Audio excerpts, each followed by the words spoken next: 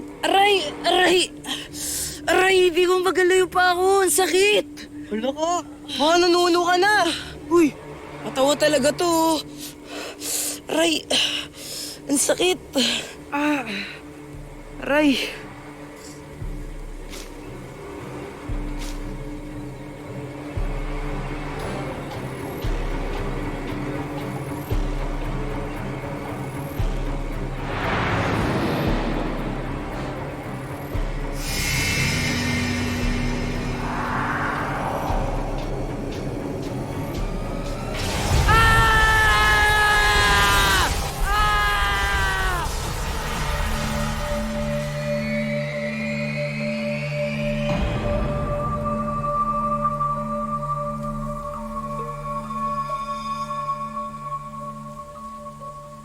Ba't ako nandito? Sino ka?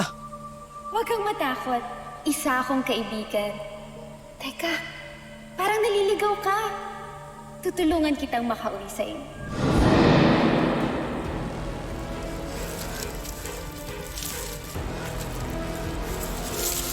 Ano daw yung nangyari noong araw na nawala na lang bigla yung punso mo? One time po, niyaya po siya ng, yung kaibigan niya, kapitbahay din po namin. Oo. Eh, siyempre po, sanay po yun doon sa Kakahuyan, kasi relocation po yung tinirhan namin.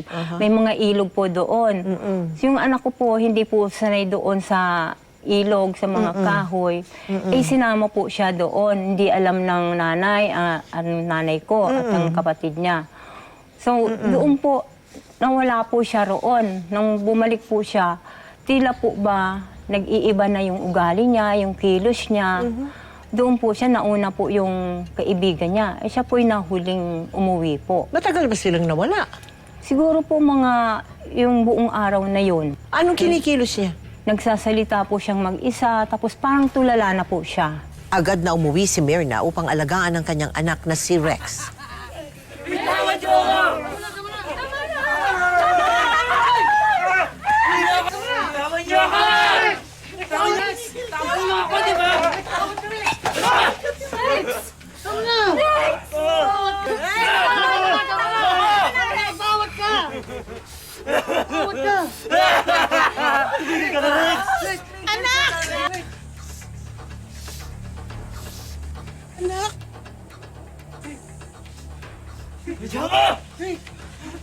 Anong nangyayari sa'yo, anak? Hindi ko rin alam eh. Hindi ko rin alam. Nagkaganyan siya mula nung araw nung nawala siya, anak. Anak? Anak, ano nangyayari sa'yo? Namuha ang anak mo! Akin na siya! Anong ginagawa mo sa anak ko? Anong ginagawa mo sa katawan niya? Sinusumpa ko! Hindi mo na siya makukuha! Katawan ng anak ko! Ibalik mo siya sa akin! Hindi mo siya makukuha sa akin! Katawan ng anak ko! Iwanan mo siya! Hindi mo siya makukuha! Bitawan niyo! Sino ka? Iwanan mo ang anak ko! Umalis ka sa katawan ng anak ko!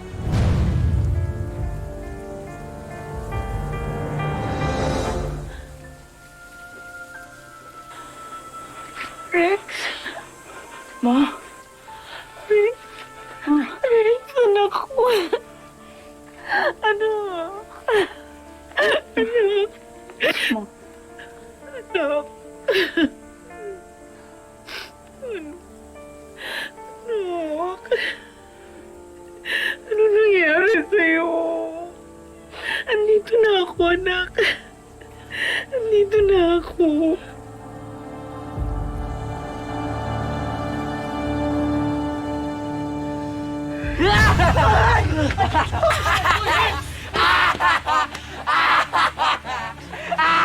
Rex, tumigil ka na.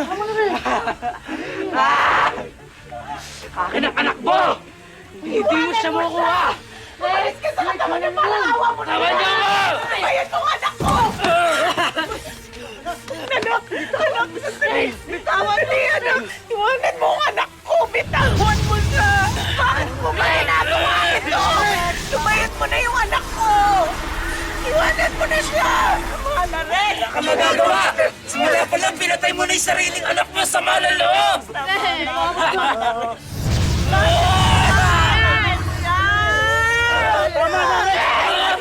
Tawad niyo ako! Tawad niyo ako! Ini anak mo! Tawad niyo ako! Simulan mo ako ang anak mo! Akin na ang anak mo! Sinusumpa ko yan! Tawad niyo ako! Diba? Iwanan mo ang anak ko! Balik mo na siya sa akin para awa mo na! Ikaw pumatay sa sarili mong anak!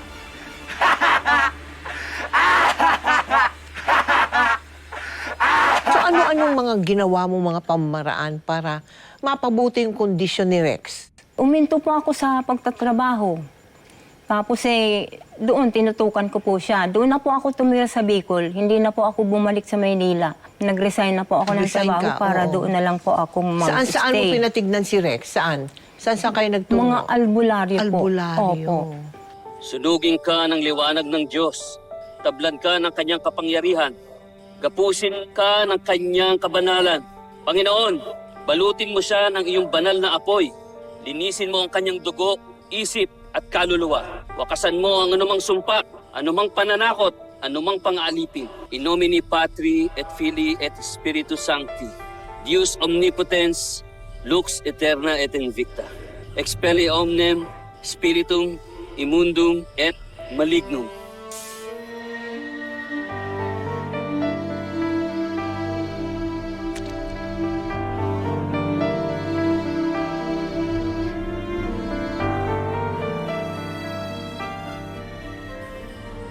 Kinukulang po ba ang anak ko?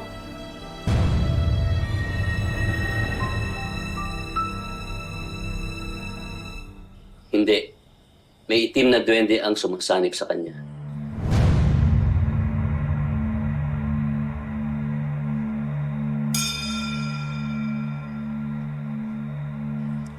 Ngayon, maalala mo na ang buong kaganapan kung bakit kanya ginagambala.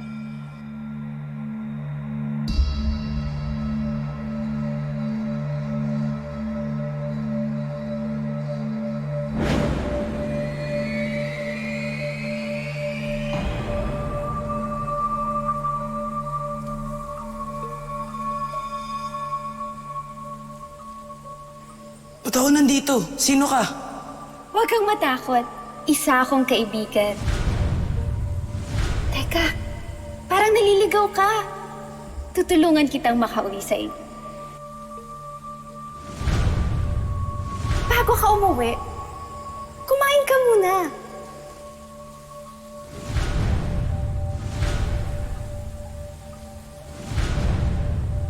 Ayoko. Tsaka anong klaseng pagkain yan?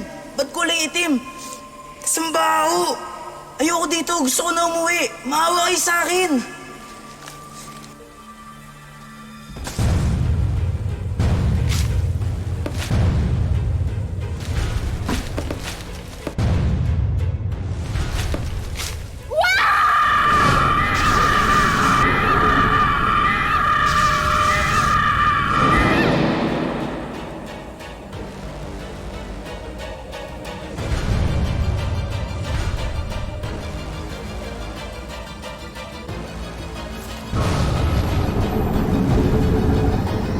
Nung dating naikwento po niya, sinama daw siya ng isa sa palasyo, sa mga ganon. Tapos, sinama siya sa Palasyo ng Duwende. palasyo ng Opo. Duwende.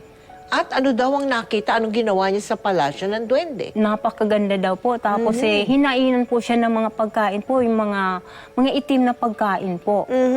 Pero ayaw daw po niya, nagalit, tinabig niya, parang tinabig niya yung pagkain, yung sa lamesa, mga itim, kasi hindi siya sanay doon. Oo. Nagalit daw sa kanya eh. Aha.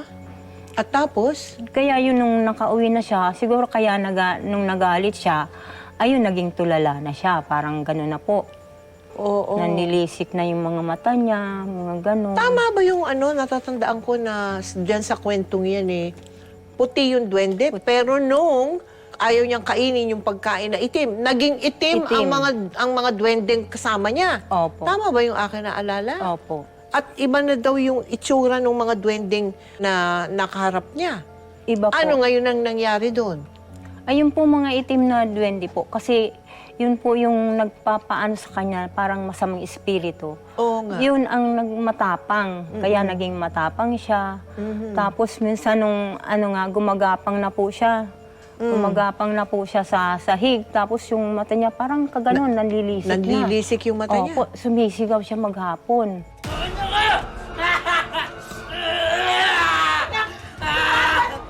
Habang lumilipas ang mga araw, patuloy na pinahirapan ng itim na duwende si Rex. Hindi iniwan ni Myrna ang kanyang anak at kumonsulta din sila sa ibang mga manggagamot.